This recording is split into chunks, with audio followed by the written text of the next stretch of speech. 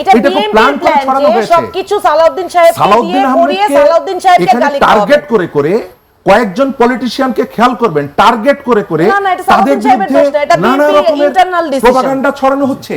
এটা বিএনপি, জামাত, NCP, BNP কে ভাই যত ডিফেন্ড করে XYZ, নো, এটা বিএনপি কে ডিফেন্ড করে না।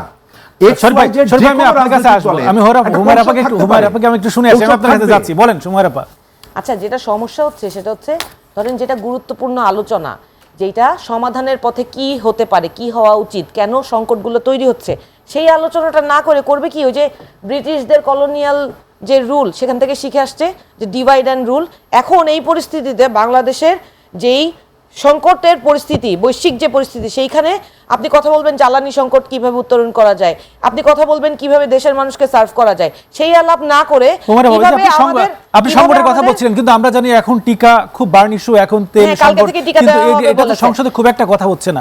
কালকে থেকে টিকা দেওয়া হবে 52 জন শিশু মারা গেল, এটা নিয়ে কোনো কথা নেই সংসদে। এই দায়িত্ব তো সংসদে কেউ নিচ্ছে না। অনেক দায় আছে, তারপরে উনি কালকে থেকে টিকা দেওয়া হবে বলেছে, এইটা আমি ওনাকে সাধুবাদ জানাই। কিন্তু এই যে 52 জন শিশু মারা গেছে, এর দায় কার? আমি বলছি, সবটাই আমি বলবো। দেখেন, যে এই বিষয়টা নিয়ে আলোচনা করা দরকার সেইটা না করে আপনি করবেন কি, এনসিপির উপরে দায় চাপানোর জন্য একটা প্রোপাগান্ডা তৈরি করে দিবেন। এই যে যেমন আমার ভাই, আমি স্পষ্ট করে বললাম যে সালাউদ্দিন সাহেবের উপরে টেকনিক্যালি বিএনপি উনার সেই দায় নেয়ার ক্যাপাসিটি আছে বলে উনি একাই বকা খাওয়ার জন্য সারা দেশের মানুষ বকবে না ভাই। দেশের মানুষ গণভোট দিচ্ছে, তো 70% মানুষ এই গণভোটে হ্যাঁ এর পক্ষে রায় দিয়েছে, এবং এটা নিয়ে ওনারা বলে যে গণভোটের এক এক প্রশ্ন মানুষ নাকি বুঝেই নাই। তাহলে আপনারা যে বলেন যে 30টা প্রশ্নে আপনারা একমত হয়েছেন, 48টা সাংবিধানিক সংস্কারের প্রস্তাবনা নিয়ে গণভোট হয়েছে, এই 48টার মধ্যে 30টা নিয়ে আপনার কাছে আসবো, বিরতির সময় হয়েছে, বিরতির সময় হয়েছে, আপনারা বিরতির সময়